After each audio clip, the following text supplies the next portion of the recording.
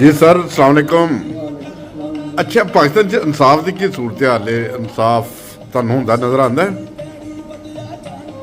ਮਿਰਜ਼ਾ ਸਾਹਿਬ ਇਨਸਾਫ ਦਾ ਚਲੇ ਜਾਣਾ। ਮੈਂ ਤੁਹਾਨੂੰ ਗੱਲ ਦੱਸਣਾ, ਇਨਸਾਫ ਦੇ ਜਿਹੜੇ ਹੁੰਦਾ ਨਾ ਦਿਨ ਦੇ ਮੁਕਾਬਲੇ ਦੇ ਰਾਤ, ਇਸ ਤਰ੍ਹਾਂ ਇਨਸਾਫ ਦੇ ਮੁਕਾਬਲੇ ਦੇ ਜਿਹੜਾ ਲਫ਼ਜ਼ ਹੈ ਨਾ ਉਹਦਾ ਜ਼ੁਲਮ।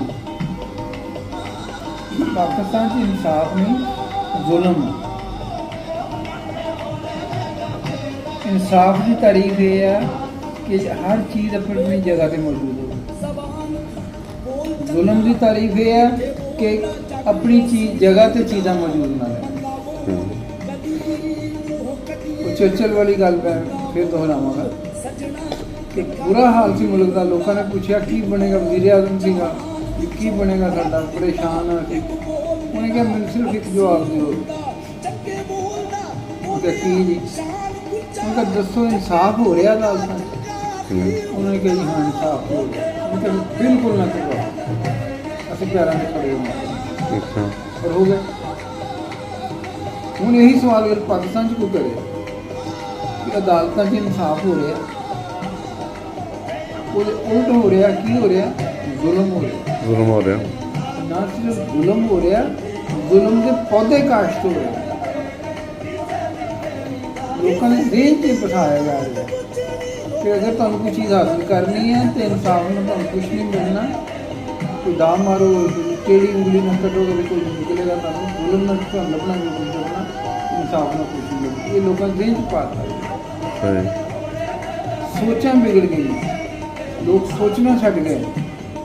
لوگ کہتے نہیں شارٹ کٹ لگو، سوچنے والے تو پاگل ہو جاتے۔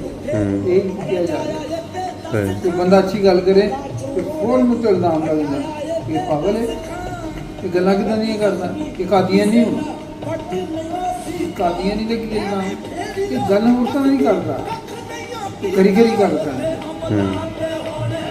میرے بیٹے نے لا کیتا، بڑے بیٹے انہوں بلا لیا جا سی نا افضل ہے پرنسپل، انہیں اپنے چیمبر میں لا کے پوچھا، انہوں نے اپنے دفتر سے غیر مزاج ہی بڑا شریف بننا ہے، ان کو گل سنتا نہیں کرتا نہیں، تو وکیل کیوں بن جائے گا؟ وکیل تو چلتا ہی کوئی نہیں، سارے فیصلے ججاں مل کے ہوں، تیری وکالت کسی چلتی مجھے کبھی گل سننا نہیں نہ کرنا۔ انہیں کہا جی میں جماعت احمدیہ ہوں میں سمجھ گیا۔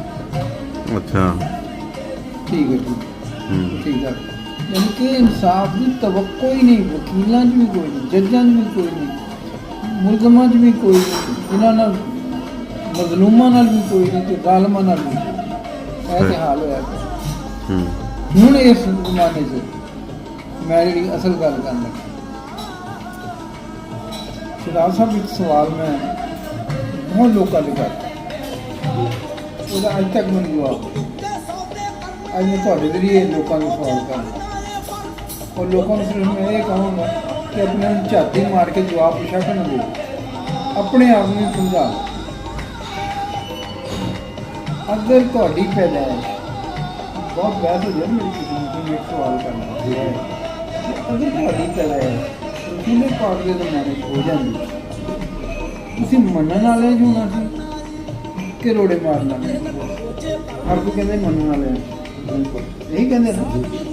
پھر میرا اگلا سوال ہوتا کہ وہ کہڑی خوبی ہونی سی تھوڑی، کوئی خوبی ہونی چاہیے سی نا، مزاج چ گل بات چ فون چ کوئی خوبی ہونی چاہیے، وہ خوبی دسو میرے کے لیے وہ تلاش۔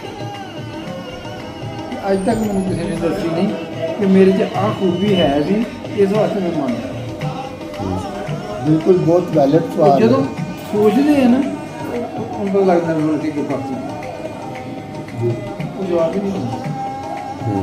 میرا سوال سارے سوچے یہاں پہ صرف یہ بات کہنا چاہتا ہوں ان کی تائید میں کہ سپریم کورٹ سے اوپر کوئی عدالت نہیں ہونی چاہیے، نہ ہی ہوتی ہے۔ پوری دنیا کا مشاہدہ کر لیں آپ، مشاہدہ کر لیں آپ، سپریم کورٹ سے اوپر کوئی ادارہ نہیں، کوئی اتھارٹی نہیں ہے، کچھ نہیں ہے۔ لیکن پاکستان میں ہم ہی نہیں، ہر اوورسیز پاکستانی इस वक्त मुतासर है इस बात से कि इन्होंने सुप्रीम कोर्ट से ऊपर एक कमेटी बना दी है, ज्यादती की है, जुल्म की है, पहले इंसाफ नहीं है पाकिस्तान में। खुदारा इस बातों को सोचें समझें, हमारे पार्लियामेंटेरियन जो है उनको इन बातों पे सोचना चाहिए। चोरों ने मिलकर एसएचओ लगवा लिया, यही है। चोरों ने मिलकर एसएचओ लगवा लिया, बात बिल्कुल यहाँ ये SHO बिल्कुल सही बात है। ये बात इन बातों को थोड़ा सोचें कि आप लोग क्या कर रहे हैं। खुदा ताला ने अगर आपको लोगों को रुतबा दिया है अवाम की खिदमत करने का, तो खुदारा आप अवाम की खिदमत करें, ना कि अवाम को निचोड़ें, अवाम का खून चूसें या अवाम को मारें। खुदारा इन बातों में थोड़ा सोचें, तहम्मुल से काम लें। शुक्रिया। बहुत शुक्रिया सर। अस्सलाम वालेकुम दोस्तों, आज हम जो पाकिस्तान के मौजूदा हालात हैं उनके ऊपर थोड़ी सी बातचीत करते हैं कि जो सियासी मुश्किलात हैं या मसाइल हैं, इसी तरह मजहबी हैं और दूसरे तीसरे जो मसाइल हैं उनके बारे में बात करते हैं। हमारे पास माशाल्लाह लाहौर से ताल्लुक़ रखने वाले जिंदा दिल इंसान वाहिदुल्लाह साहब भी हैं, शहजाद साहब भी हैं। शहजाद साहब एक माशाल्लाह मंजे हुए, वो भी ओवरसीज़ पाकिस्तानी हैं। अच्छा, दोनों भाइयों से दरख्वास्त है कि अभी जो सूरत हाल है, जो पाकिस्तान की मजहबी सूरत हाल भी है, हर कोई जो है ख़त्म नबूवत के ऊपर वो कहते हैं, उसके नारे लगाते हैं। खाली नारे लगाने से हमारा वाकई ख़त्म नबूवत के ऊपर पूरा एतकाद होता है या आलन में कुछ होना चाहिए? पहले ये बात है कि आप जो ख़त्म नबूवत कह रहे हैं, इसके मायने क्या है? जो आमतौर पे मतलब ये आता है, इसका मतलब ये है कि जो चीज़ ख़त्म हो गई है, नबूवत ख़त्म हो गई ना। ये एक सादी सी बात बताएं, जो चीज़ ख़त्म हो गई आप उसकी हिफाजत करेंगे? जो है ही ख़त्म है, वो खाए ख़त्म है। उसकी हिफाजत क्या होगी? मैंने ख़त्म नबूवत वालों से सवाल किया, तो जो चीज़ ख़त्म होगी आप उसकी क्या हिफाजत कर रहे हैं?